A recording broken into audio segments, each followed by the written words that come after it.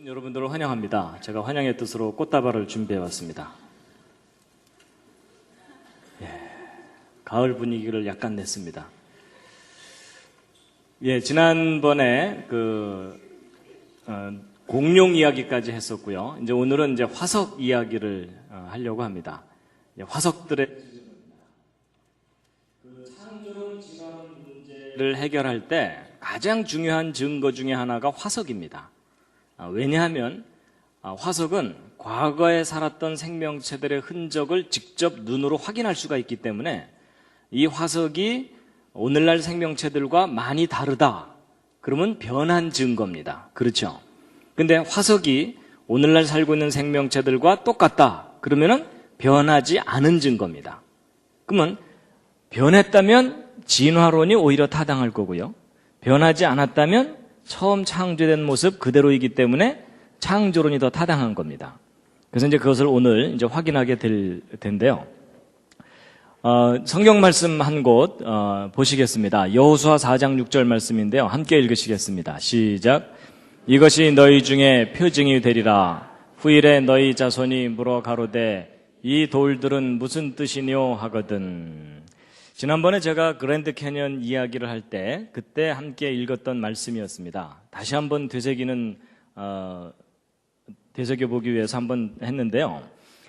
이스라엘 민족이 이집트를 탈출한 다음에 가나안 땅을 이제 가야 되는데 곧바로 가지 못하고 40년 동안 광야 생활을 하다가 뒤늦게 이제 여호수아로 지도자가 바뀌고 이제 여호수아가 이스라엘 민족을 이끌고 가나안 땅을 들어가게 됩니다. 근데 가나안 땅을 들어갈 때 이 요단강이 바로 앞에 놓여 있게 되는데 그 요단강 앞에 이제 백성들이 도착을 했는데 마침 그때 요단이 추수할 시기가 될 때는 언덕에 넘칠 정도로 물이 많아지거든요.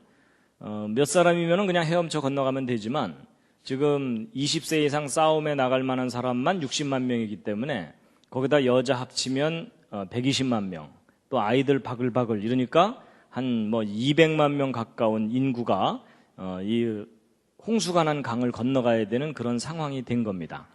근데 이제 그때 하나님께서 기적을 베푸셨죠. 어떤 기적을 베푸셨냐면 언약궤를 맨 제사장들이 요단강에 언약궤를 딱 메고 발을 내딛어서 발이 물에 잠기자마자 무슨 일이 벌어진 겁니까? 그랬더니 어떤 분이 물에 젖었어요. 이러더라고요. 근데 이제 그게 아니라 흐르던 강물이 딱 멈춰버린 겁니다. 그렇죠? 그러면 그 위에서 계속 흘러오던 물들은 그 위로 계속 쌓여버리겠죠? 그리고 이제 그 앞에 마른 땅이 쫙 드러난 겁니다. 일단 믿어지십니까? 믿으려고 애를 쓰시죠? 예. 근데 어쨌든 이제 제가 그 얘기를 하려는 건 아니고 이제 강물이 딱 그치면서 마른 땅이 드러나니까 그때 이제 이스라엘 민족이 다 마른 땅을 밟고 요단강을 건너가게 됩니다. 그래서 여기 보면은 이제 온 이스라엘 백성은 마른 땅을 행하여 요단을 건너갔다 이렇게 되어 있는데요. 이제 그 후에 여호수아가 백성들에게 이제 명령을 해가지고 돌들을 강 바닥에 있던 돌 12개를 꺼내 갖고 나와라. 그리고 바깥에 가서 쌓아놔라. 이제 그렇게 명령을 한 후에 그리고 나서 이제 한 말입니다. 다시 한번 읽으시겠습니다. 시작. 이것이 너희 중에 표징이 되리라. 후일에 너희 자손이 물어 가로되 이 돌들은 무슨 뜻이뇨 하거든. 그들에게 이르기를 곧 언약궤가 요단을 건널 때에 요단물이 끊어졌으므로 이 돌들이 이스라엘 자손에게 영영한 기념이 되리라 하라. 나중에 후손들이 이 돌들이 무슨 뜻이에요 하고 물어보면 뭐라고 대답하라는 겁니까? 하나님이 하신 일에 대한 증거다라고 얘기를 해주라는 겁니다. 그 요점이요. 예. 물론 이제 그때 요단강에서 꺼내온 돌이 이 돌은 아닙니다. 예. 그 돌을 찾아냈나 이러시는 분들이 계실까봐 말씀드리는 건데, 제가 이제 이 말씀을 이제 응용을 했습니다. 이 화석에 대해서. 함께 한번 읽어보시겠습니다. 시작. 후일에 너희 자손이 물어 가로되 이 화석들은 무슨 뜻이뇨 하거든 뭐라고 대답을 해줘야 된다는 거겠습니까? 똑같습니다. 이 화석들은 하나님이 하신 일에 대한 증거다라고 가르쳐줘야 된다는 겁니다. 근데 이제 그게 왜 그래요 하고 또 따지고 들면 이제 자세하게 설명해줘야 되잖아요. 그래서 이제 오늘 이제 화석이 왜 하나님이 하신 일에 대한 증거인지를 알려드릴 텐데요. 중요한 요점은 이겁니다. 여러분, 화석은요, 절대로 진화의 증거가 아닙니다. 화석은 무엇에 대한 증거냐면 하나님께서 종류대로 창조하셨다는 창조의 증거일 뿐만 아니라 대홍수 심판과 같은 사건의 증거들입니다. 그래서 이제 왜 그러한지를 이제 오늘 일일이 다 이제 확인을 이제 시켜드릴 텐데요. 여러분, 하나님께서 맨 처음에 종류대로 따로따로 다 만드셨다라고 성경에 기록되어 있습니다. 그래서 종류대로 창조하신 이후로 지금까지 크게 변한 게 없습니다. 이 화석들은요. 이제 그걸 보여주고 있고, 창세기 6장, 7장에 홍수에 관한 기록이 있는데 함께 읽으시겠습니다. 시작. 내가 홍수를 땅에 일으켜 무릇 생명의 기식 있는 육체를 천하에서 멸절하리니 땅에 있는 자가 다 죽으리라. 땅 위에 움직이는 생물이 다 죽었으니 곧 새와 육축과 들짐승과 땅에 기는 모든 것과 모든 사람이라. 성경 창세기 기록이 옳다면 지금 우리가 살고 있는 이 지구는 수천 년 전에 전 세계적인 홍수를 겪었습니다. 그럼 그때 하나님께서 창조하신 생명체들이 번성해 있다가 그 홍수 때 다 휩쓸려서 죽게 되겠죠. 거의 대부분은 파괴됩니다. 그렇지만 그 일부는 남아서 화석으로 남아있게 되거든요. 그래서 이 화석들이 종류대로 창조되었고 대홍수 때 그 홍수 심판에 의해서 파묻혀서 화석이 된 거다라는 것을 이제 오늘 확인하시게 될 텐데요. 화석은 이제 영어로 fossil 이렇게 얘기하고요. 한자 말로는 돌처럼 변한 것이다, 뭐 이런 뜻입니다. 그래서 생명체가 살다가 이렇게 그 흔적을 남긴 것들을 화석이라고 하는데, 직접 이렇게 흔적이 남은 것도 있지만 이 발자국들이 남는 경우도 화석이라고 말하기도 합니다. 그런데 이 화석들이 변해온 증거다라고 주장하는 것이 진화론이고, 변하지 않았다는 증거다라고 주장하는 것이 창조론입니다. 화석은 보통 퇴적암이라고 하는 암석 속에 대개 들어 있습니다. 이제 퇴적암이라는 것은 어디서부턴가 실려와서 쌓인 것을 의미하거든요. 그래서 이제 그런 속에 생명체들의 화석이 들어 있게 되는데, 이제 이런 화석들을 실제로 이제 발굴을 하는 겁니다. 그런데 이제 도대체 이런 화석들이 만들어지려면 이제 어떤 일이 일어나야 되느냐 하는 겁니다. 어떤 물고기나 이런 것들이 화석으로 변하려면 어떻게 돼야 되는 거냐 하는 건데요. 이제 보통 사람들이 화석에 대해서 학교에서 진화론만 교육받았기 때문에 화석에 대한 오해들을 참 많이 합니다. 이제 그 중에 하나가 뭐냐면요. 화석은 우리들 주변에서 쉽게 만들어질까요? 그렇지 않습니다. 여러분, 화석이 우리들 주변에서 쉽게 만들어지는 것이 아닙니다. 예를 들어 물고기가 물속에서 살다가 죽은 후에 이제 실려오는 흙들에 의해서 이렇게 파묻히고 나면 오랜 기간 동안 느린 퇴적에 의해서 화석으로 변할 거냐? 이런 일은 일어나지 않습니다. 여러분, 만약에 이런 식으로 화석이 만들어지는 거라면 지금 현재 한강, 금강 밑바닥에는 화석들로 가득 차 있어야 됩니다. 그렇죠? 근데 사실 강 밑바닥에는 화석들이 있나요, 없나요? 전혀 없습니다. 그러니까 화석은 이렇게 일반적인 오랜 세월 동안 느린 퇴적에 의해서는 만들어지지 않습니다. 그럼 화석은 어떻게 해야 만들어지는 거냐면 어느 날 갑자기 에구에구 뭐 이래야 만들어집니다. 갑작스럽게 메모리되는 상황에서 대개 화석이 만들어지게 됩니다. 그래서 이 어떤 물고기가 죽은 후에 부패와 분해에 의해서 없어져 버릴 것이냐 아니면 화석으로 남을 것이냐 하는 것은 조건의 문제입니다. 근데 보통 일반적으로 천천히 파묻히는 상황에서는 화석이 안 됩니다.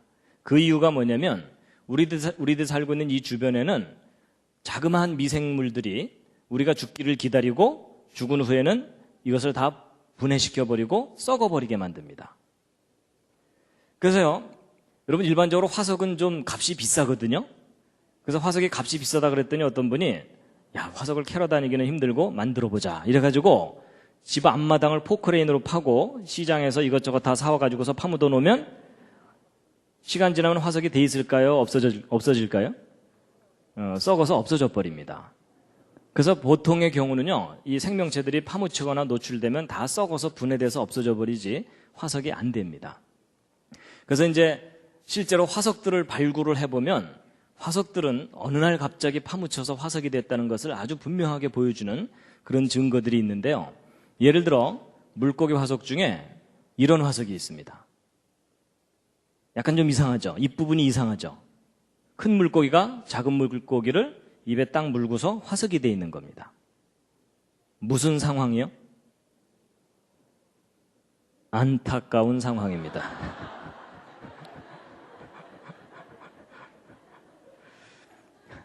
이 딱 물고서 삼키지는 못하고 그냥 죽었으니 얼마나 안타까운 상황입니까?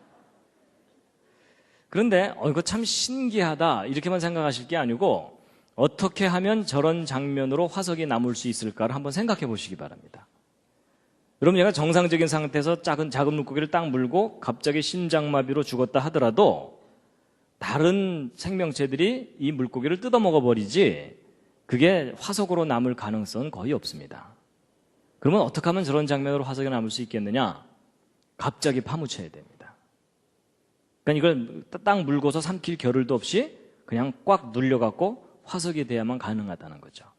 그래서 화석들은 갑자기 파묻혀서 화석이 됐다는 것을 분명하게 보여주는데, 이런 화석들이요, 뭐 세계적으로 딱 하나만 있는 게 아니고 조금 드물긴 하지만 여러 개가 발견이 됩니다. 보세요, 이 황당한 표정. 근데 이제 지금까지 것들은 좀 안타까운 상황인데 비교적 행복한 상황도 있습니다. 얘는 그래도 먹고 죽은 거예요. 그렇죠? 그래서 웃고 있잖아요. 근데 여러분, 이 뱃속에 있는 것이 분해되지 않은 상태로 화석이 돼 있어요. 그건 갑자기 매몰돼서 화석이 돼야만 가능하다는 이야기입니다. 그리고 이 몽골 지방에서 발견된 공룡 화석인데요, 이 왼쪽에 있는 육식 공룡이 오른쪽에 있는 초식 공룡의 앞다리를 물고서 화석이 되어 있는 장면입니다. 이것도 갑자기 파묻혀야만 저런 상황이 벌어질 수 있다라는 겁니다. 그리고 이제 공룡 화석이 발견됐는데 심장의 그 위치와 그 흔적이 남아있을 정도로 화석이 되어 있는 겁니다.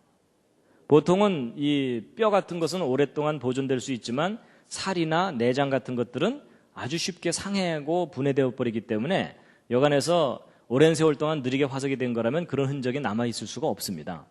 근데 이렇게 심장의 그 위치와 그 흔적이 식별이 될 정도로 남아있다는 얘기는 갑자기 매몰돼서 빠르게 화석이 됐다는 것을 강하게 뒷받침해 줍니다. 그리고 이것은 이제 익룡인데요, 익티오사우루스라고 하는 건데 지금 새끼가 뒤에 하나 이렇게 붙어 있는데 이게 지금 어미의 뒤를 따라서 헤엄치고 있는 것이 아니라 새끼를 조기 분만한 형태라고 보고 있습니다. 그래서 어미가 갑작스럽게 죽을 상황이 되면 이 생명을 어떻게 해서든 살리려고 조기 분만을 하는 그런 경우가 있다고 하거든요. 그래서 이 장면은 그런 장면이라고 좀 분석을 하고 있습니다.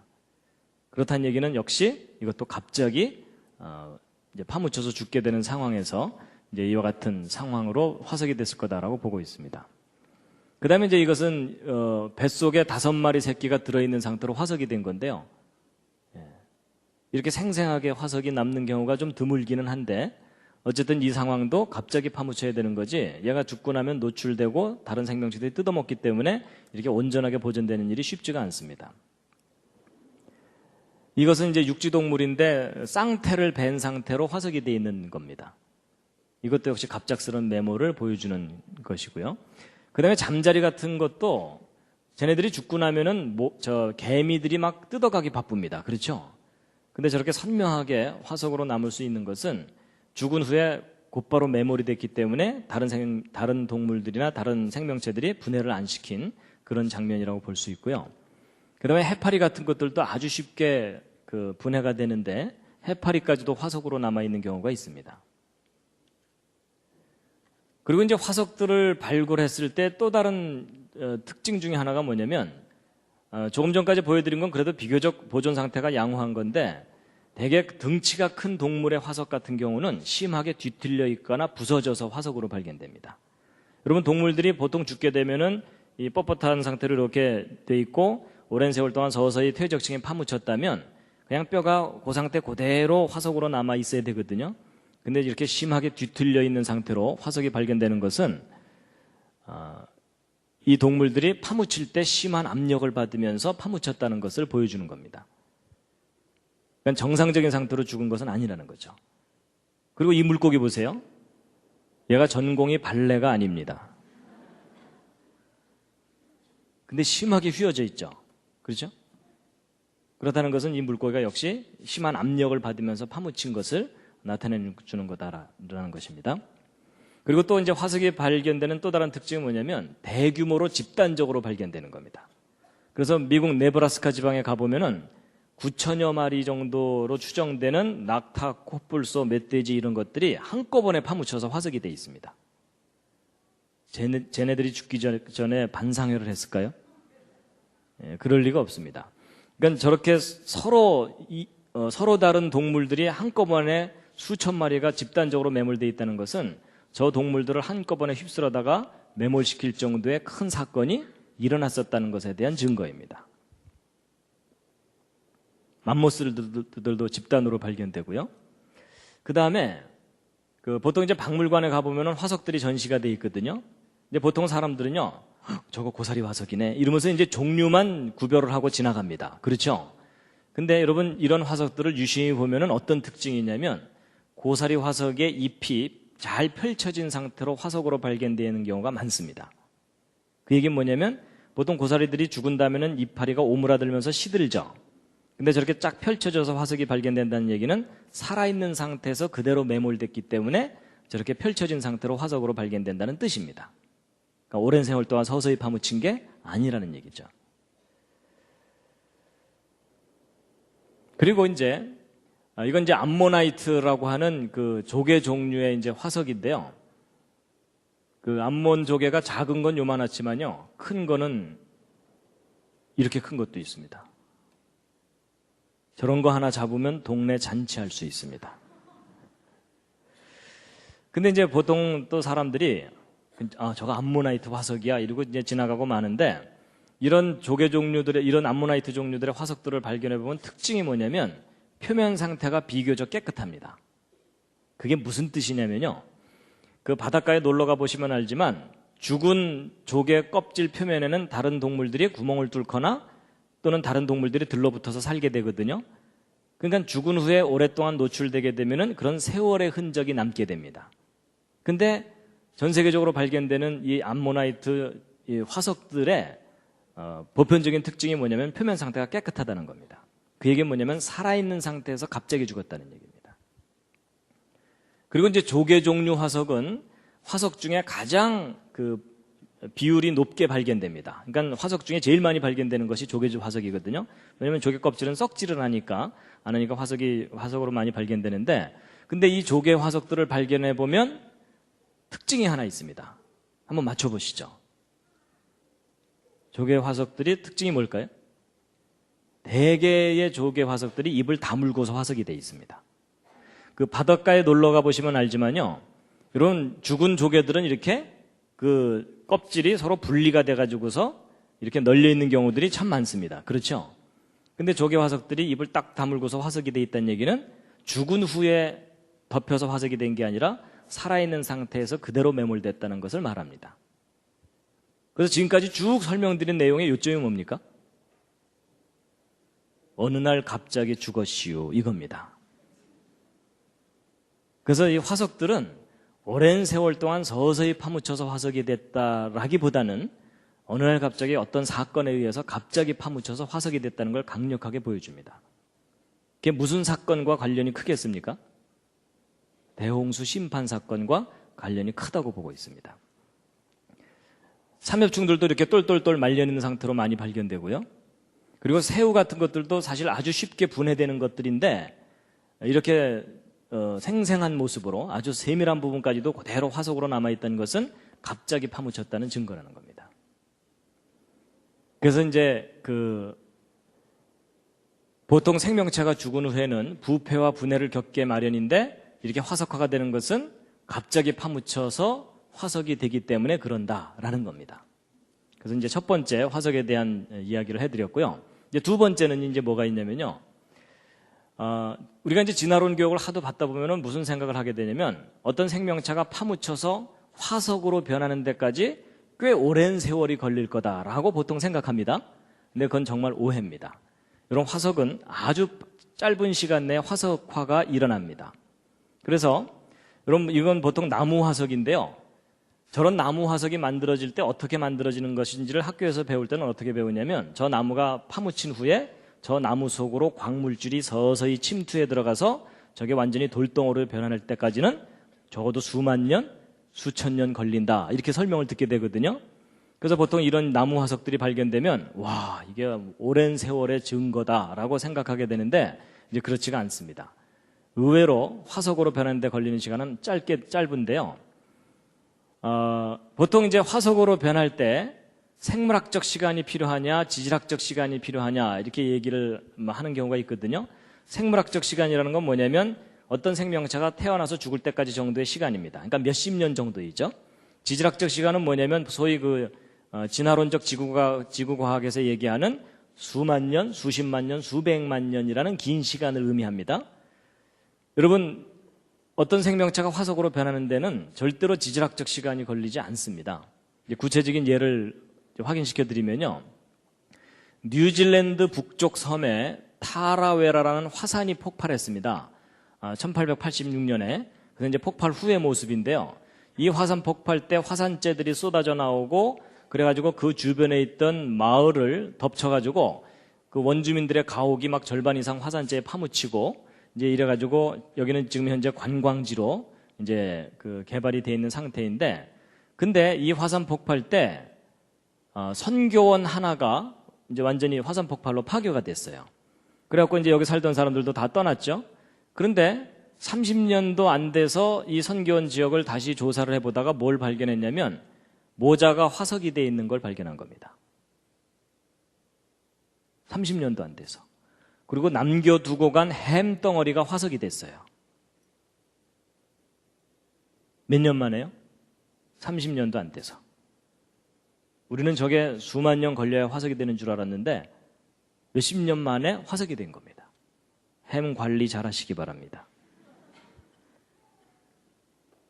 그리고 이제 영국 요크 지방 서쪽 21km 된 곳에 이상한 우물이 하나 있어요. 이 우물은 이제 이 우물에서 물이 뚝뚝뚝 떨어지는데 여기다가 뭔가를 매달아 놓기만 하면 다 화석이 되는 겁니다. 그래서 곰인형 같은 거를 매달아 놓으면 반년도 안 돼서 완전히 돌덩어리로 변하는 겁니다. 왜냐하면 이제 여기서 떨어지는 이 물들이 광물질을 포함하고 있기 때문에 이 광물질들이 아주 빠르게 침투해 들어가서 돌덩어리를 만들어 버리는 겁니다. 근데 저렇게 화석으로 변하는데 몇 년, 몇십 년이 걸리는 게 아니고 1년도 안 돼서 화석이 돼 버리는 겁니다. 그래서 말 안 듣는 분들은 여기다 매달아 놓으면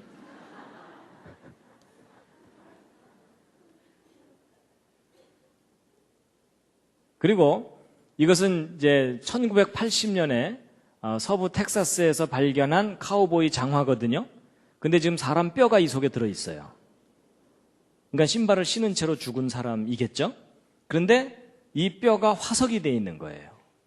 그래가지고 도대체 이 신발 언제 만든 건지 수소문을 해서 알아보았더니 1936년도에 설립된 회사가 만든 신발인데 1950년대 초에 수제품으로 만든 신발이라는 걸 확인했어요. 그럼 이 신발 만든 지 30년 된 거잖아요. 그렇죠? 근데 그 신발을 신은 사람의 뼈가 화석이 돼 있는 거예요. 그러니까 화석은 절대로 수만 년 걸려야만 만들어지는 게 아니라는 겁니다. 그리고 이제 이런 나무가 통째로 화석이 된 것을 보통 규화목이라고 얘기를 합니다. 그래서 이런 규화목 이런 것들이 생기려면 엄청난 오랜 세월이 걸릴 거다라고 생각을 하는데 그래서 이제 미국 워싱턴의 스미소니언 박물관 앞에 이 규화목이 이렇게 전시되어 있고 그 밑에는 2억 년 전에 나무가 화석이 된 거다 이렇게 얘기를 해요. 근데 놀라운 사실이 호주에서 발견된 건데 물레방아가 통째로 화석이 되어 있는 게 발견됐어요. 그럼 이 물레방아가 구석기 시대 물레방아냐? 아닙니다. 저 물레방아는 만든 지 100년도 안 됐는데 화석이 된 거예요. 그래서 아마도 여기 살았던 사람들이 떠나고 여기서 흐르는 물이 광물질을 포함하고 있었기 때문에 이 물레방아를 통째로 화석화를 만들어버린 거예요. 그래가지고 이제 이 내용이 호주에서 발행되는 창조론 관련 잡지가 있거든요. 그 잡지에 이 사진과 함께 기사를 실었어요. 그랬더니 어떤 독자가 자기가 찍은 사진과 함께 편지를 보내온 겁니다. 이 편지 내용이 뭐냐면 자기가 15년 전에 여기를 방문해서 자기도 참 신기해갖고 기념사진을 찍은 거랍니다. 근데 자기가 15년 전에 찍은 사진하고 최근에 찍은 사진을 두 개를 비교해보면 물레방아 한두 칸이 화석화가 더 진행된 것을 알 수 있다. 뭐 이런 내용의 편지예요. 그러니까 화석화는 지금도 진행되는데 어쨌든 100년도 안 됐는데 물레방아가 통째로 화석이 되는 거예요. 그러니까 큰 나무가 화석화되는데 별로 오랜 시간이 걸리지 않는다는 겁니다. 그리고 좀 이 아저씨가 손에 하나 뭐 하나 들고 있는데 이게 오렌지가 화석화가 된 겁니다. 근데 100년도 안 돼서 화석화가 된 것을 발견했어요. 그리고 이 진화론 지질학자들이 아주 골머리를 앓는 것 중에 하나가 있습니다. 그게 뭐냐면 다지층 나무 화석이라고 하는 건데 이게 뭐냐면 지층은 분명히 수평으로 이렇게 쌓여 있는데 그 지층을 뚫고서 나무가 화석으로 발견되는 겁니다. 근데 보통 이 진화론적 지질학에서는 퇴적층이 30cm 정도 쌓이려면 평균 5,000년쯤 걸린다 이렇게 해석을 하거든요. 그럼 사람 하나 파묻히려면 몇만 년 걸리는 거예요. 그러면 여기 이 사람 높이에 비교해보면 이 나무 수십만 년, 그러니까 여기 있는 이 퇴적층의 두께는 수십만 년 걸려서 쌓였다고 해야 되잖아요. 근데 그 수십만 년이라는 세월을 뚫고서 나무가 화석으로 되어 있는 거예요. 근데 여러분이 말이 안 되잖아요. 그렇죠? 저 나무가 수십만 년 동안 살아있을 수도 없고 수십만 년 후에 푹 와서 박힌 것도 아니고 결국 이게 이 퇴적층이 쌓이는데 수십만 년 걸린 게 아니라는 얘기입니다. 어느 날 갑자기 퇴적층이 쌓이는 와중에 나무가 함께 파묻힌 거라는 겁니다. 그래서 우리로 하여금 이 지구가 굉장히 오랜 세월 동안 형성됐다고 믿게 만들었던 증거들이 그렇지 않다는 겁니다. 그래서 이 다지층 나무 화석은 어떤 사건에 의해서 퇴적층이 갑자기 쌓이는 거지 오랜 세월 동안 서서히 쌓이는 게 아니다라는 것을 보여주는 증거입니다. 그리고 이제 사람들로 하여금 이 지구가 아주 오래되었다고 믿게 만드는 것 중에 하나가 이 동굴입니다. 동굴 구경 가보신 분들 있죠? 보통 동굴 가보면은 그 동굴 얼마나 오래됐다고 설명을 듣게 되나요? 하여튼 수천만 년? 적어도 수백만 년 이상 됐다 이렇게 설명을 듣게 되죠? 왜 그런 설명을 듣게 되냐면 이 동굴 속에서 자라는 이런 것들을 이제 종유석, 석순 이렇게 얘기하는데 위에서부터 고드름처럼 자라 내려온 것을 뭐라 그러죠? 종유석입니다. 그리고 밑에서부터 자라 올라간 것을 석순이라 그러고 아예 기둥이 되어버린 것을 석주 이렇게 얘기합니다. 갑자기 심한 방언이 나왔죠? 예. 근데 이제 이런 종유석이나 석순 같은 것들이 형성되는데 아주 오랜 세월이 걸린다고 보통 배우게 되는데 왜냐하면 여러분 요 끄트머리에서 물방울이 똑똑똑 떨어지면서 이 거대한 석순이 만들어지려면 굉장히 오랜 세월이 걸렸을 거다라고 생각하기 때문입니다. 근데 여러분 종유석이나 석순이 그렇게 오랜 세월 동안 걸려서야만 만들어지는 게 아닙니다. 미국에서 실제 이제 관찰된 건데요. 링컨 기념관 지하에 자란 종유석입니다. 그러면 링컨이 뭐 구석기 시대 전쟁 영웅입니까? 아니죠. 그렇죠? 예. 이 건물 만들어진 지 100년, 200년도 안 됐는데 어린아이 크기만큼 종유석이 자란 겁니다. 그래가지고 과학자들이 실험을 해보았는데 80일 만에 종유석이 이만큼 자라는 것도 실험적으로 확인을 했습니다. 그러니까 80일 만에 이만큼 자랐으니까 그러니까 한 3달 정도 만에 이만큼 자랐잖아요. 그러면 30개월이면은 이거 10배 자라겠죠. 그럼 30개월이라고 해봤자 3년도 채 안 되는 겁니다. 그럼 3년 만에 이거 10배 자랐다면 30년이면 그보다 또 10배 자라겠죠. 그러면 저 기둥만한 저 석주도 몇백 년 이내에 다 자랄 수 있다는 얘기입니다.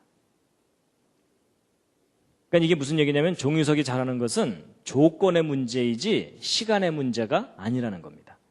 그래서 이건 미국 인디아나주에 있는 어느 메모리얼 빌딩 지하에 석주가 자랐는데 한 4m 자라는데 40년, 그러니까 만들어진 지 40년 된 건물 지하에 4m짜리 석주가 자란 겁니다.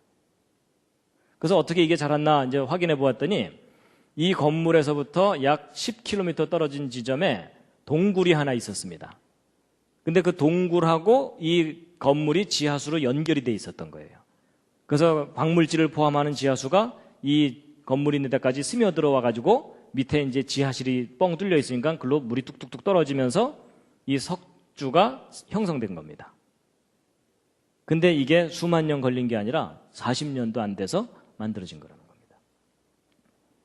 그래서 이제 이런 동굴의 종이석 같은 것들은 어떻다라고 보고 있냐면, 여러분 전 세계적인 대홍수 같은 그런 사건이 있게 되면 지구 전체가 완전히 물로 덮여 있다가 이제 대륙이 다시 솟아 올라오게 되면은 물이 쭉 빠지게 되잖아요. 그렇죠? 그러면 광물질을 포함하는 그 물들이 빈 틈이나 이런 데 뚝뚝뚝 떨어지게 됩니다. 그럼 광물질을 풍부하게 포함하고 있던 그 물들이 아주 빠른 시간에 종이석들을 성장시키는 겁니다. 근데 소스가 무한정 있는 게 아니기 때문에 시간이 지나고 나면 자라는 속도가 느려지게 되겠죠. 그래갖고 처음에는 성장 속도가 빠르다가 시간이 지나면서 소스가 떨어지면 성장 속도가 갑자기 줄어들게 되죠. 그럼 오늘날에는 거의 안 자라게 됩니다. 기껏해야 물방울 똑똑 떨어지는 정도밖에 안 자랄 거 아니에요.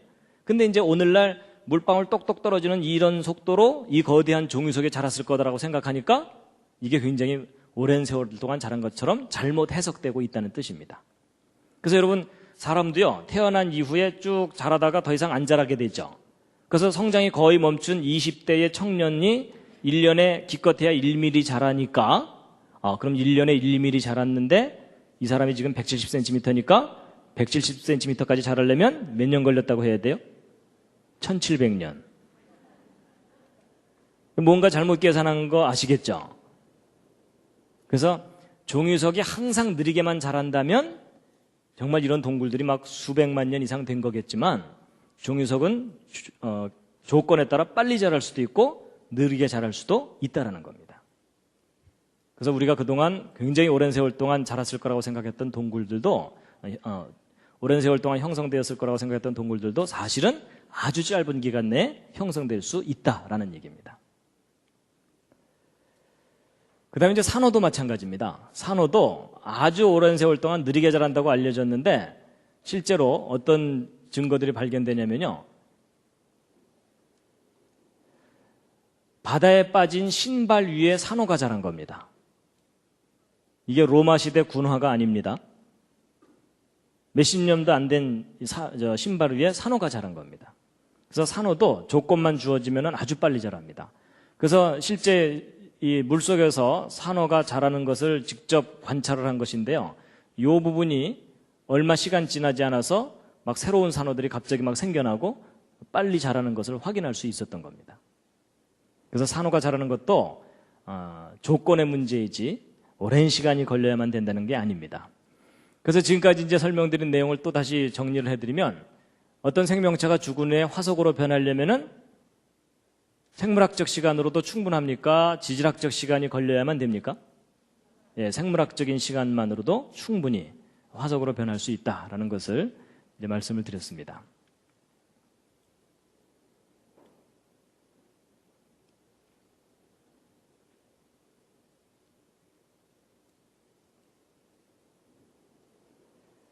잠시 기지개를 한번 쫙 켜시겠습니다.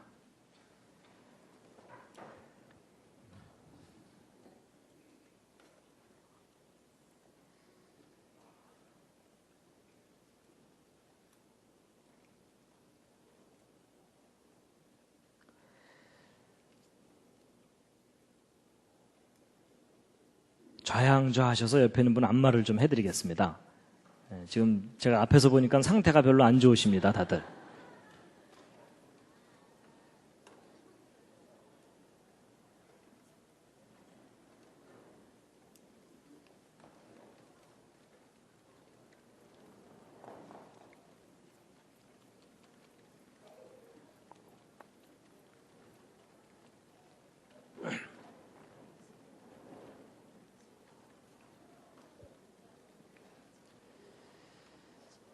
예, 반대로도 해주시고요. 반대로도. 혼자 계신 분들은 혼자서라도 좀 이렇게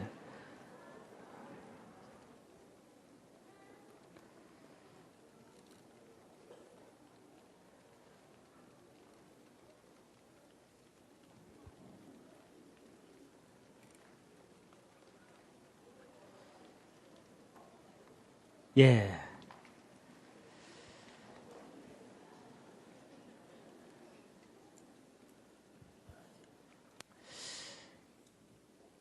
자, 그 다음에 이제 오늘은 공부를 하는 시간입니다. 오늘은 별로 안 웃기네 이러시면 안 됩니다. 뭐 제가 맨날 웃길 수는 없습니다. 그 대신 오늘은 사실을 확인하는 시간입니다. 그 다음에 이제 이 부분이 참 중요한 부분 중에 하나인데요. 맨 처음에 서두에 말씀드린 것처럼 화석이 변한 증거냐, 변하지 않은 증거냐 하는 건데요. 이제 우리는 하도 진화론 교육을 받다 보니까 화석으로 발견되는 생명체들은 오늘날 살고 있는 생명체들과 많이 다를 거다라는 생각을 많이 하거든요. 그게 잘못된 지식입니다. 이런 화석을 실제 발견해 놓고 나면 현재 살고 있는 생명체들과 거의 대부분이 똑같습니다. 일부 멸종된 것을 제외하고는 거의 대부분이 똑같습니다. 그래서 제가 뭐 말로 해봐야 우긴다 그러니까 제가 직접 이제 확인을 시켜드릴 텐데요. 여러분 은행 아시죠? 하나씩 드시기 바랍니다.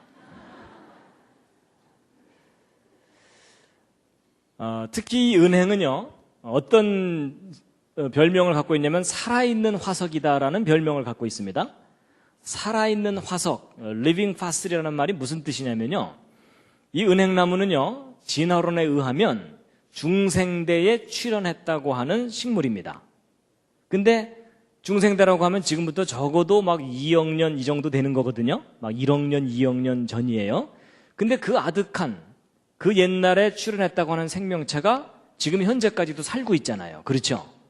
그러니까 진화론적인 관점으로 볼 때 이 은행나무라는 나무는 너무나 특이한 나무인 거예요.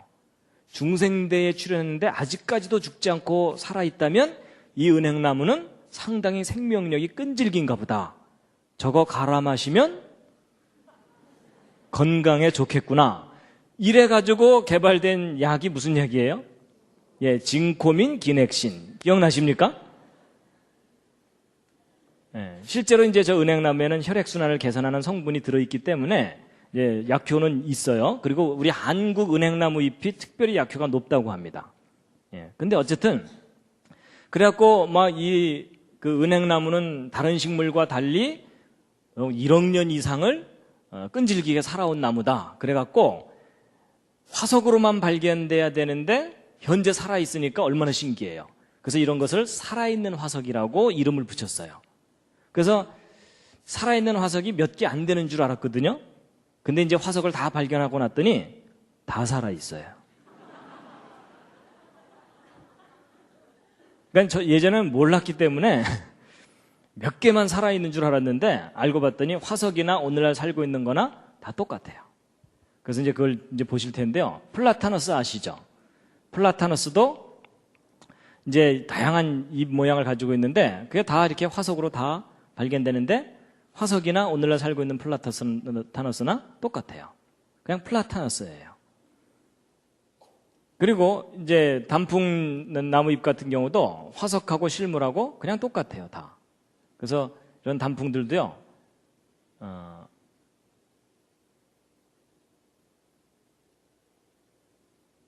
화석하고 실물하고 똑같고요. 그 다음에, 제가 파일을 좀 다른 걸 열어야 되겠습니다.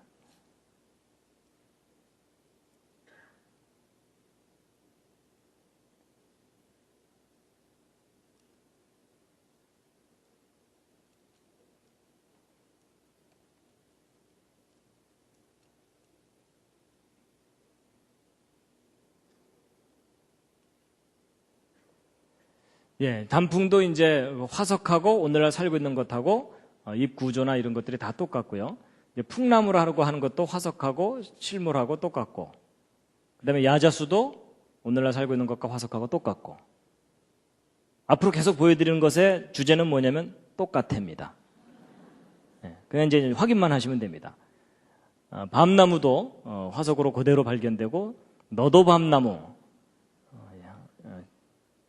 뭐 왜 이름이 이렇게 붙었는지 아시겠죠? 예. 똑같고 굴피나무도 뭐 버드나무도 하여튼 우리가 알고 있는 모든 생명체들이 화석이나 실물이나 똑같습니다. 다. 목련도 그대로 발견되고 달에도 똑같이 발견되고 오리나무도 이건 오리나무가 아니라 포플러입니다. 그다음에 느티나무도, 그리고 물부추 이런 것들도 똑같고. 그러니까 화석이나 오늘날 살고 있는 거나 다 똑같습니다. 고사리류도 똑같고, 뭐 진화됐다는 증거가 없어요. 다 똑같아요. 그랬더니 어떤 분이요, 색깔이 다르네 뭐 이러시더라고요. 그런 분들은 잘 돌봐드려야 됩니다.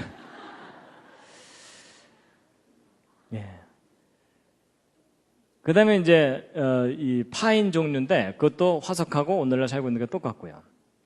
그 다음에 이제 호박 아시죠? 그죠? 준보석이죠. 저건 나무의 진액 같은 것들이 굳어져서 이제 화학 변화를 일으켜갖고 저렇게 딱딱하게 굳어져갖고 이제 보석 취급을 받는 건데, 이런 곤충들이 이제 그 속에 들어가 있는 경우가 많습니다. 그래서 보통 이런 이 곤충들은 진화 순서상 무척 주동물이기 때문에 대부분 고생대쯤에 출현했다라고 보고 있거든요.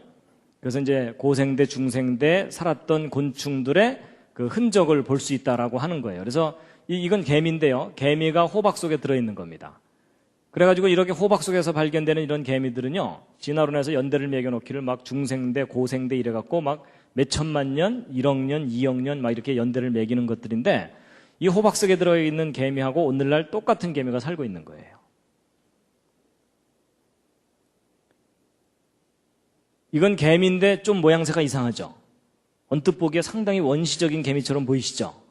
요게 머리 부분이고 요게 이제 뒷부분인데, 그래서 이제 이게 카리브해 쪽하고 도미니카 이쪽에서 발견되는 호박 속에 들어있는 아주 특이하게 생긴 개미입니다. 그래서 이름도 이렇게 붙여놨거든요.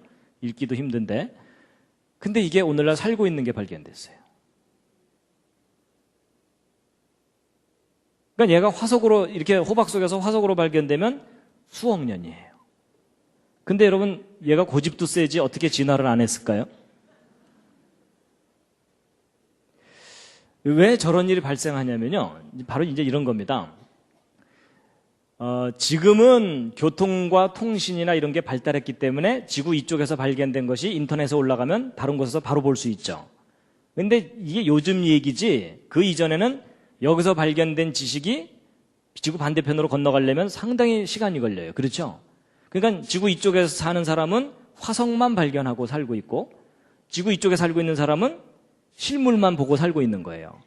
그러니까 이쪽에서 화석만 발견한 사람들은 참 모양도 희한한 것이 참 원시적이네 이러면서 살고 있었던 거예요. 근데 나중에 이제 지구 반대편에서 실물이 살고 있는 것을 확인해 봤더니 그놈이 그놈이에요. 그러니까 전혀 변하지 않았고 일단 진화가 안 됐어요. 그렇죠? 그리고 똑같은 종류가 그대로 살고 있고. 그러니까 지식이 충분하지 않았을 때에 오해를 했었던 겁니다. 그래서 호박 속에 들어있는 곤충하고 지금 살고 있는 것하고 비교를 해보면 날개 무늬까지 똑같아요. 부채벌레목에 해당되는 이런 것들도 호박 속에서 이렇게 발견되는데 오늘날 똑같은 게 늠름하게 이렇게 살고 있고. 그래서 이 독일 학자 중에 한 분인 요아킴 쉐븐이라는 이분은요, 평생 동안 뭐만 연구하시냐면 똑같아 이것만 연구하세요. 그래서 사람들한테 알려주는 거예요. 화석이나 오늘날 살고 있는 거나 똑같다는 거예요. 변한 것도 하나도 없고 처음 창조하신 모습 그대로다. 대벌레라는 것도 있습니다. 꼭 나뭇가지처럼 생겨갖고 그 곤충이 아닌 것처럼 보이다가 갑자기 움직이는 뭐 그런 거거든요. 예. 이 대벌레라는 곤충도 호박 속에 그대로 발견되고, 나방도 그대로 발견되고, 나방은 나방이고 나비는 나비고, 벌은 벌이고, 바퀴벌레도요. 화석으로도 그냥 바퀴벌레예요. 그 다음에 이제 스코르피언 플라이라 그래서 이 꼬리에 그 전갈 같은 꼬리를 갖고 있다 그래서 이제 붙여진 이름인데, 화석이나 오늘날 살고 있는 거나 그냥 똑같아요. 모기도. 벼룩도요. 벼룩 화석도 발견됩니다. 거미도. 잠자리도. 그 다음에 이건 올챙이 새우라 그래가지고요. 야, 그거 참 희한하게 생겼네. 올챙이처럼 생긴 새우다. 이래가지고 이거 처음 화석 발견됐을 때 2억 년 전에 살았었던 참 이상한 새우다. 이랬거든요. 근데 살고 있는 게 잡혔어요. 스웨덴, 헝가리. 실제 살고 있는 모습입니다, 이게. 그러니까 얘가 살아서 발견됐기에 망정이지 화석으로 발견됐으면 얘도 2억 년이 되는 거예요. 우리나라에서도 살고 있는 게 확인됐고요. 그 다음에 이건 민물새우인데요. 이 민물새우 화석은 화석으로 발견됐을 때는 막 고생대 페름기와 석탄기 암석 속에서 발견되는 2억 1,500만 년에서 3억 5천만 년 전에 살았던 새우다 뭐 이랬거든요. 근데 호주 남쪽에 태즈메니아 섬이라는 섬이 있는데 그 섬의 300m 높이의 산 개울에서 살고 있는 게 잡혔어요. 좀 더 숨어 있지. 잡혔어요. 뭐 새우도 가재도 게도 그냥 오늘날 살고 있는 거나 화석이나 똑같습니다. 다.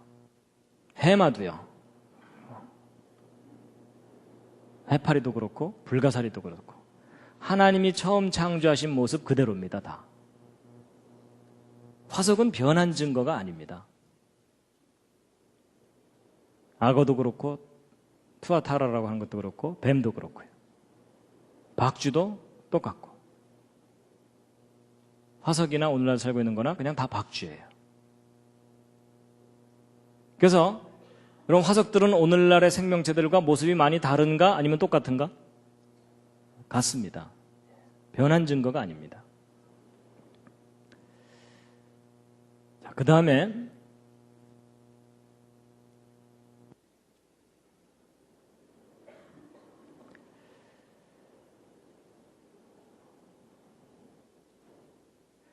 이제 뭐가 있냐면요. 진화론을 배울 때 표준 화석이라는 걸 배웁니다. 표준 화석이라는 게 뭐냐면 지질시대, 그러니까 이건 다 진화론에서 얘기하는 건데 뭐 고생대, 중생대, 신생대라고 하는 그런 지질시대의 어느 일정한 시기에만 생존했던 생명체의 화석을 표준 화석이라고 합니다. 그래서 이 지질시대를 구별하는 표준 화석들이 있었다라고 진화론에서 얘기하거든요. 근데 정말 그런지를 이제 확인해 봐야 되는데 여러분 이제 진화론에서는 고생대, 중생대, 신생대라는 시절이 있었고 지난번에 제가 말씀드렸던 공룡 있죠? 공룡은 중생대 표준 화석입니다. 그래서 진화론에서는 공룡 화석 발견되면 그거 발견된 퇴적층은 다 무슨 시대? 중생대 이렇게 얘기하는 겁니다. 그래서 이제 지난번에 이 공룡과 사람이 함께 살았다는 증거들을 다 보여드렸었기 때문에 이제 공룡 얘기는 오늘 안 할 거고요. 이 고생대 표준 화석이라고 하는 것들을 이제 확인시켜 드릴 텐데요. 고생대 표준 화석 중에 하나가 이제 바다나리 같은 겁니다. 여러분 이게 이제 바다나리 화석들이거든요. 어떤 분들은 이거 보고서 배추 화석이라고 끝까지 우기시는데 이건 이제 배추가 아니고 바다나리라고 하는 이 백합처럼 이렇게 펼쳐져 있는 이름은 나리인데 동물로 분류된다고 합니다. 그래서 이제 이런 화석들이 발견되면 와 이거 고생대에 살았던 바다나리 화석이다 이래가지고 막 2억 년, 3억 년 연대를 매겨놓은 박물관에 가면 그렇게 이제 연대 매겨놓은 화석입니다. 그런데 이 바다나리가 오늘날 살고 있는 것들이 다 확인됩니다.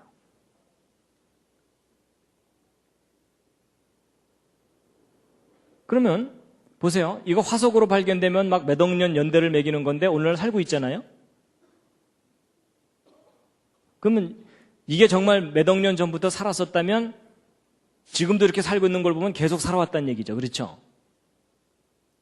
그러면 사실 이 바다나리가 지금부터 100만 년 전에도 화석이 될 수가 있고 1000만 년 전에 화석이 될 수도 있고 10,000년 전에 화석이 될 수도 있고 그렇잖아요.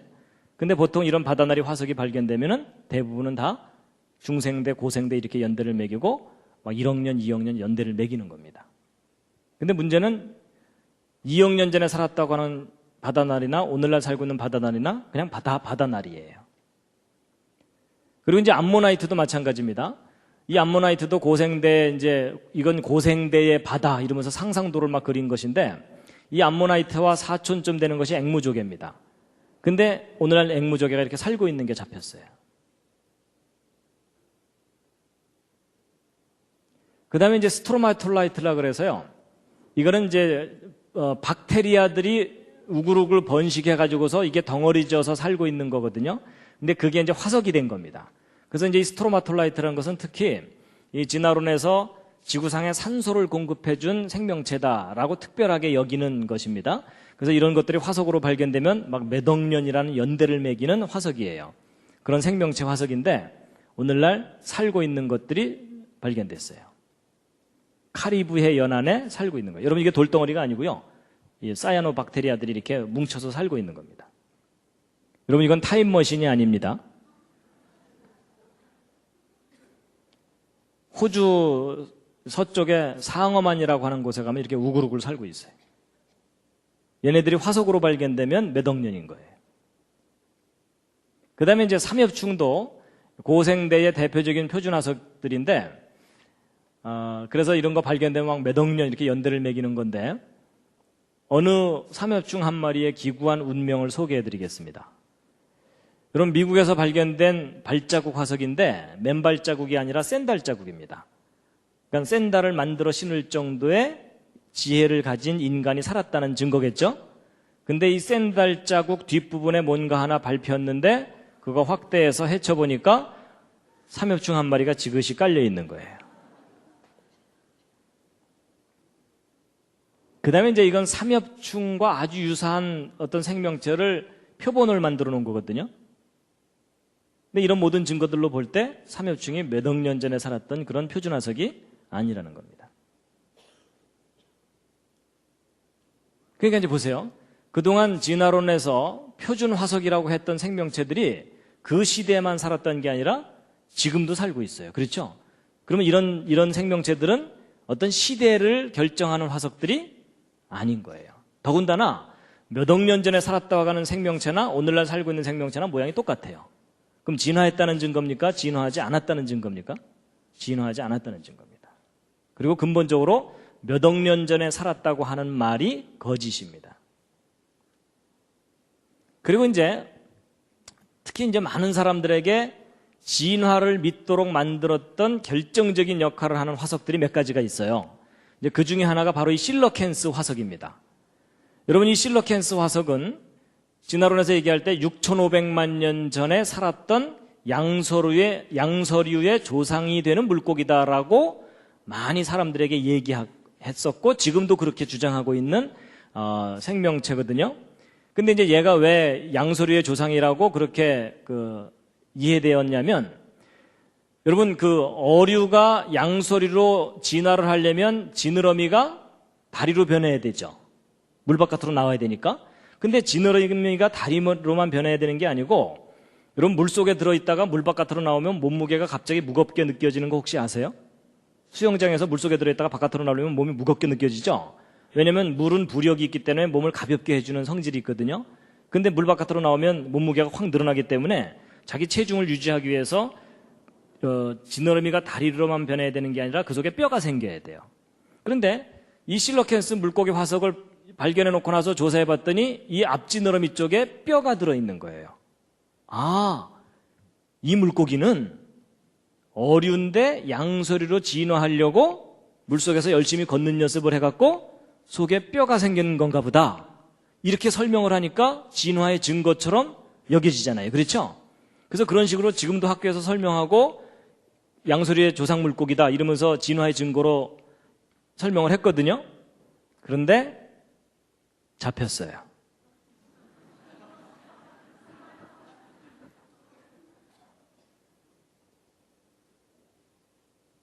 (1950년대) 잡혔어요.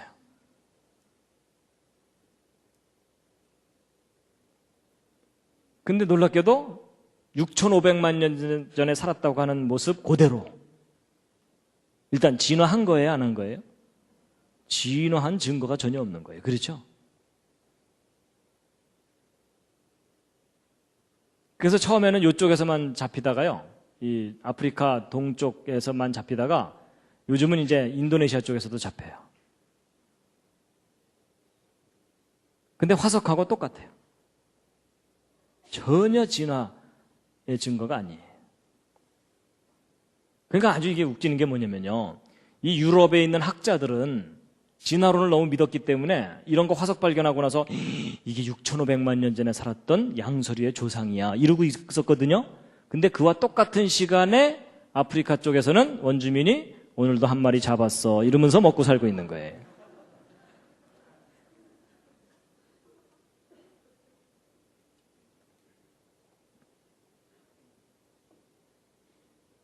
인도네시아 쪽에서도 잡고. 그 다음에 이건 투구개라고 하는 것의 화석이거든요. 마치 그 투구를 쓴 개다 뭐 이런 거예요. 영어로는 호스슈 크랩이라고 해서 말편자 같이 생긴 개다 이렇게 얘기를 합니다. 그래서 특히 요 화석은요, 지금부터 1억 4,500만 년 전에 살았던 투구개 화석이다라고 박물관에 연대까지 매겨놓은 화석이에요. 근데 오늘날 똑같은 게 살고 있어요. 그러면 이 두 개가 서로 진화가 일어났다고 할 정도로 큰 차이가 있냐? 그렇지 않습니다. 여러분 옆에 앉은 분하고 여러분하고 모습이 다른 정도 차이밖에 없어요. 그럼 여러분 어느 쪽에서 어느 쪽으로 진화하신 겁니까? 근데 이 정도가 아니라 이렇게 우글우글 살고 있어요. 산란기가 되면 바닷가 쪽으로 막 몰려 나와요. 여러분 이 아이는 중생대 아이가 아닙니다.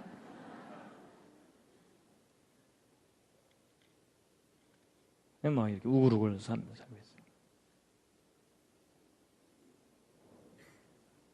그리고 이제 더 기가 막힌 증거들도 있는데요. 뭐냐면 1912년에 미국 오클라호마주에 있는 어느 탄광 근처에서 벌어진 일인데 고생대 석탄기 퇴적층에서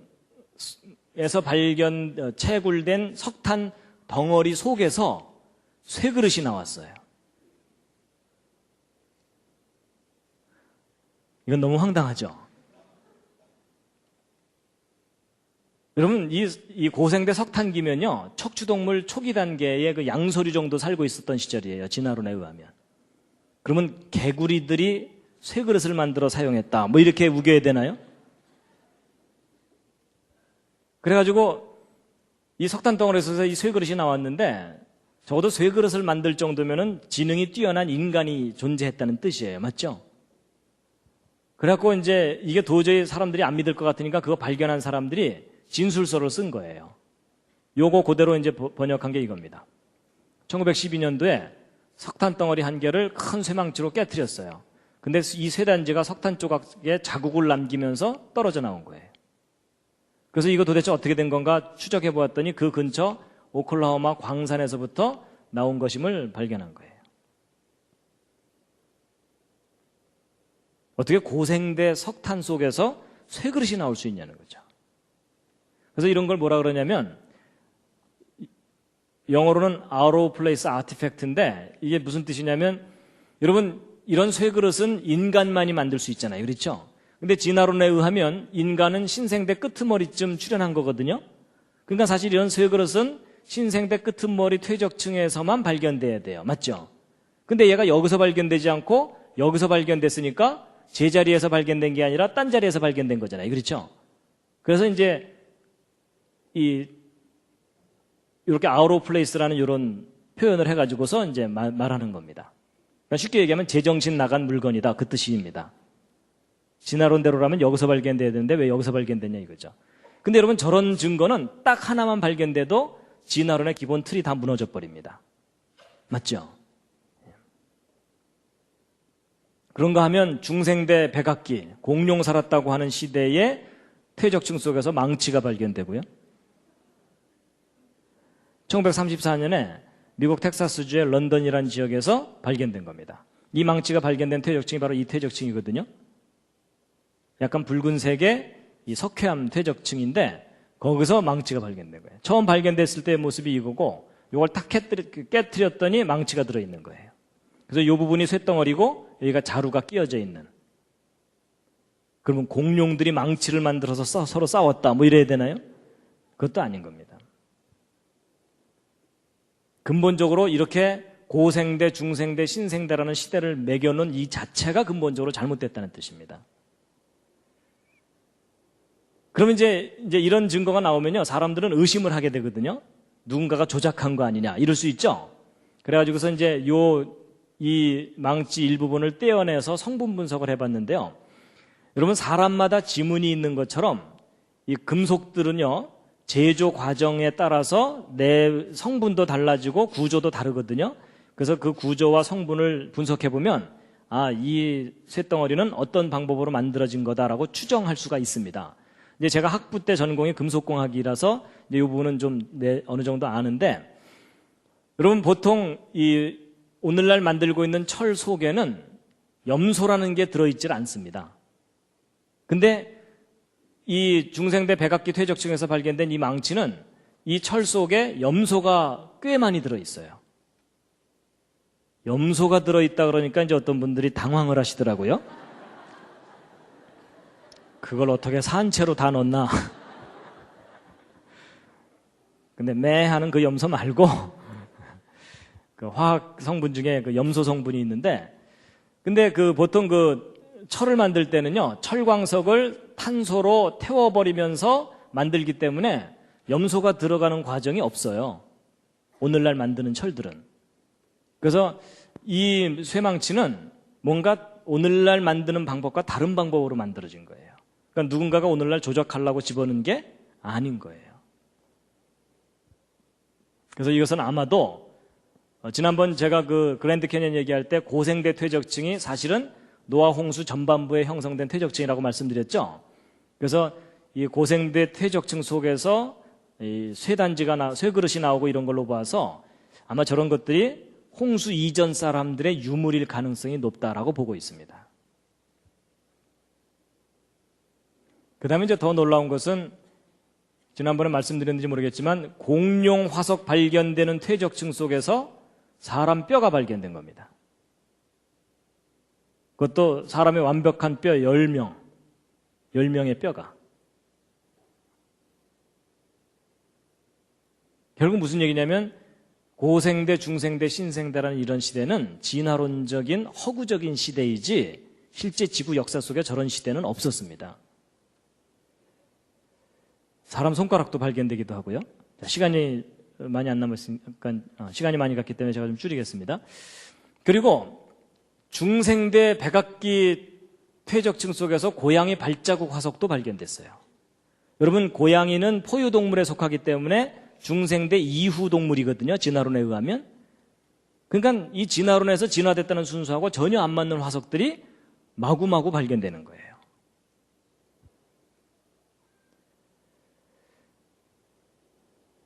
자, 이제 보통 진화론에서는요, 무척추동물에서 척추동물로 진화를 했고, 이 척추동물 중에서도 어류가 먼저고, 그 다음에 양서류, 파충류, 조류, 포유류 이렇게 진화했다고 합니다. 그래서 보통 진화하는 순서를 무척추에서 척추동물로, 척추동물 중에 어류, 양서류, 파충류 거쳐서 포유류나 조류로 진화했다고 하는데, 왜냐하면 대략 퇴적층에서 그 비슷한 순서로 화석들이 발견되거든요. 비교적 밑에 퇴적층에서는 어류 쪽이 많이 발견되고 위에 퇴적층에서는 포유류가 발견되고, 그래서 퇴적층 속에서 이렇게 순서대로 발견되는 것은 옛날에는 이 무척추동물과 어류들이 있었고 최근에 척추동물이, 그러니까 포유동물이 진화해서 생겨난 것 아니냐, 그렇게 해석할 수 있지 않느냐, 이제 이렇게 볼 수 있는데, 여러분 잘 보세요. 진화론에서 진화됐다고 하는 순서를 잘 보시면 저게 혹시 무슨 순서인지 아시겠어요? 이 생명체들이 살고 있는 서식지의 높이 순서입니다. 제가 무슨 말을 하려는 건지 짐작하시겠죠? 그렇죠? 이게 무슨 얘기냐면 전 세계적인 대홍수가 일어나면 이 모든 생명체들이 한꺼번에 이제 휩쓸려서 바다 쪽으로 쌓이겠죠. 그러면 얘네들이 살고 있는 높이에 비례해서 대충 파묻히겠죠. 결국 그 얘기라는 겁니다. 그러니까 대홍수 때 파묻힌 순서를 진화의 순서로 착각을 한 거라는 얘기입니다.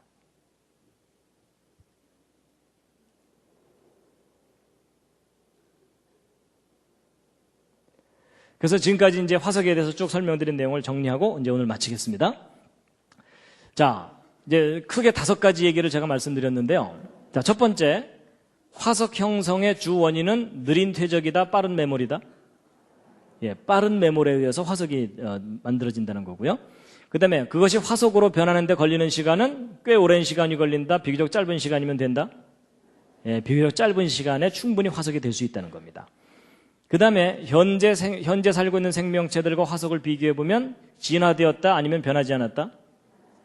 처음 창조하신 모습 그대로를 유지하고 있다. 이게 옳다는 거고요. 그 다음에 표준화석이라는 것이 실제 존재한다, 존재하지 않는다? 표준화석이라는 건 실제 존재하지 않습니다. 그 다음에 퇴적층에서 발견되는 화석들의 순서는 진화의 순서다, 아니면 서식지의 높이 순서다? 서식지의 높이 순서라는 겁니다. 그 다음에 이제 화석에 대해서 한 가지, 지난번에 제가 맨 첫 번째 강의에서 말씀드렸던 건데요. 여러분, 진화론의 가장 큰 문제점은 무슨 증거가 없다는 거라 그랬죠? 연속적인 중간 단계 화석의 증거가 없다는 거라 그랬죠? 화석을 아무리 뒤져봐도 이 도마뱀에서 새로 변화가는 것에 대한 이 연결고리의 이 연속적인 중간 단계 화석이 없다는 겁니다. 화석에서 가장 큰 문제점입니다, 이게.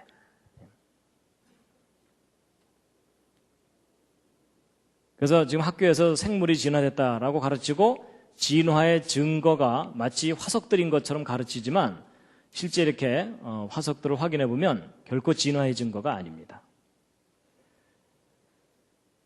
근데 문제는 지금 학교에서 진화론만 가르치고 있기 때문에 문제가 심각합니다. 학교에서 진화론만 교육받고 나면요, 대부분이 무신론자가 되어버립니다. 성경이 믿어지지 않게 돼 있고. 자, 다시 한번 읽으시겠습니다. 시작. 후일에 너희 자손이 물어 가로되 이 화석들은 무슨 뜻이뇨 하거든 뭐라고 대답하셔야 된다고요? 일단 제일 간단한 대답은 하나님이 하신 일에 대한 증거다. 근데 그 하나님 하신 일이 크게 두 가지예요. 뭐예요?